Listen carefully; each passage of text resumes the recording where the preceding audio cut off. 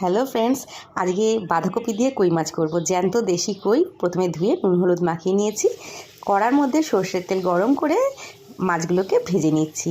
এই মাছ দিয়ে বাঁধাকপি খেতে অসম্ভব ভালো লাগে। এটা আমি আমার জেঠিমার থেকে শিখেছি।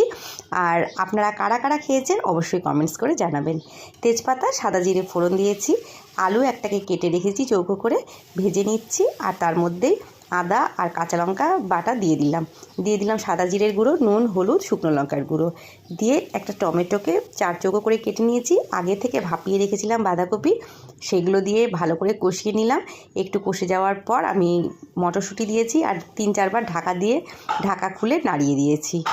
সুন্দর যখন মন্ডের মতন পেকে গেছে, ওপরে গরম মশলা ছড়িয়ে দিয়েছি, চিনির গুঁড়ো দিয়ে দিয়েছি আর দিয়ে দিচ্ছি ভাজা মাছগুলো। সামান্য জল দিয়ে ঢেকে রেখে দিয়েছি আর পুরো মজে গেছে। এপিট ওপিট করে মাছটাকে উল্টিয়ে দিয়েছি। কি টেম্পটিং হয়েছে দেখুন।